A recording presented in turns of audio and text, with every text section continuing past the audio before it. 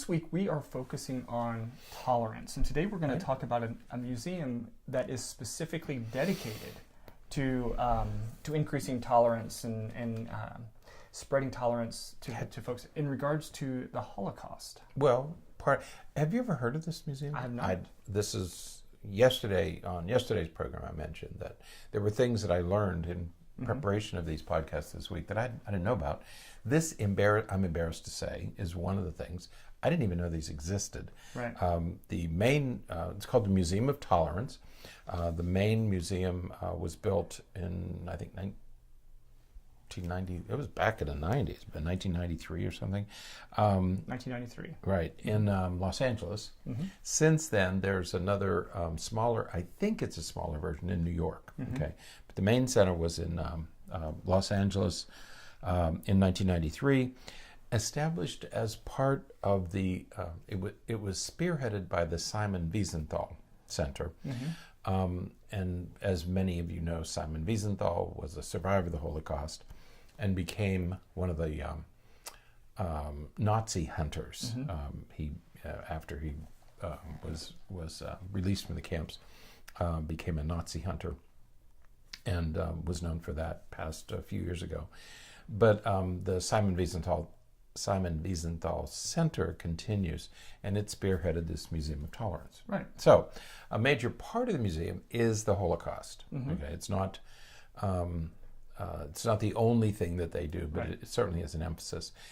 And one of the things I never saw before, when I went to Wikipedia to look at this thing, it had a little note that said that this seemed to have, it may have violated the point of view policy of Wikipedia. Right. And we did some work on that for one of our book chapters, and I had never seen that note before. Yeah. That they have a neutral point of view policy in Wikipedia, and somebody wrote in and said this website on the Museum of Tolerance might violate that Wikipedia page. That Wikipedia may violate the NPOV of Wikipedia. So I'm going to do further investigation of that and see what the complaint was.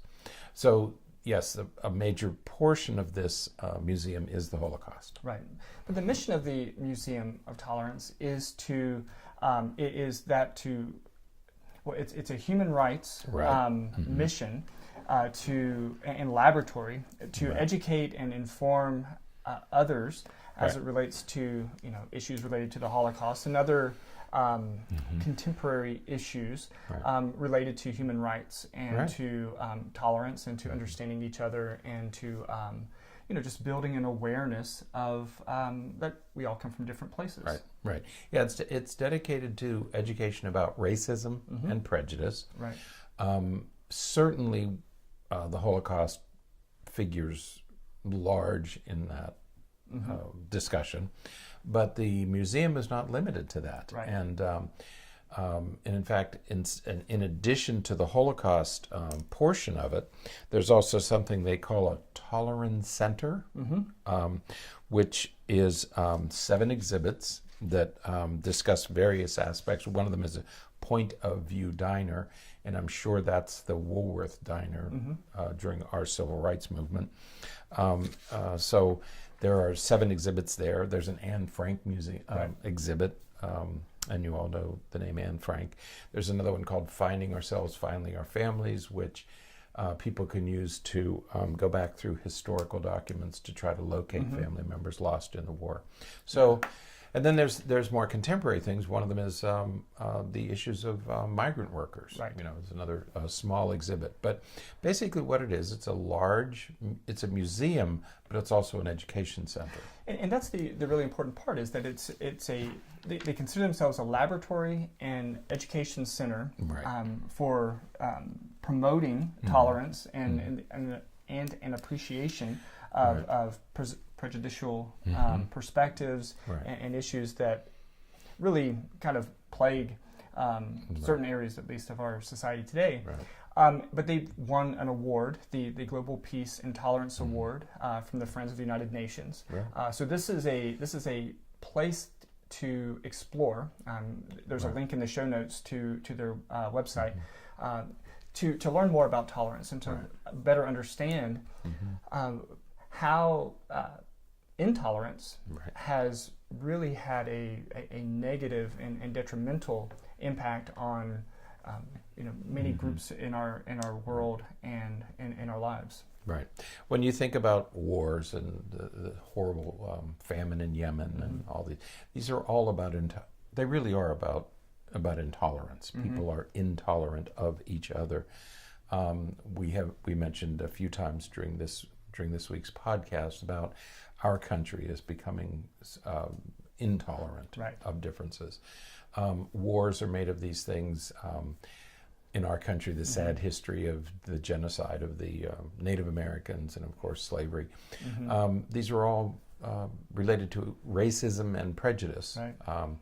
And so this museum is dedicated to educating people about these. There are several 100,000 visitors per year. Many of them are school students. I guess in Los Angeles and New York, this has become a frequently visited thing for field trips where kids go and visit.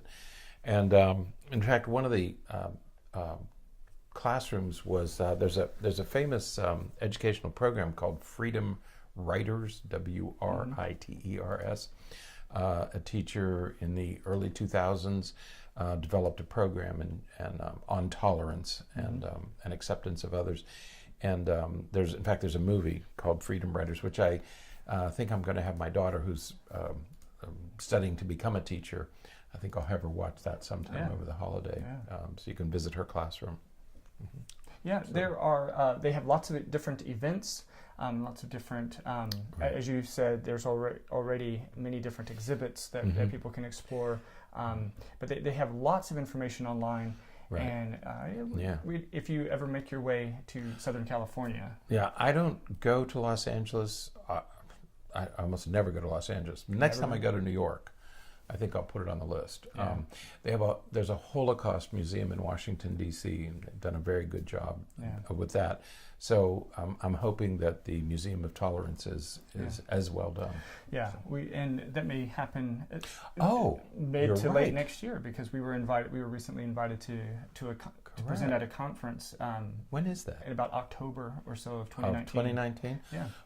So when we go to New York, if I don't go there between now and October, the Museum of Tolerance will be on my list of things to see in New York. Absolutely. It'll be great. So, very good. All right. Well, that is it for today. Until next time, stay happy, stay healthy, and forget to be afraid.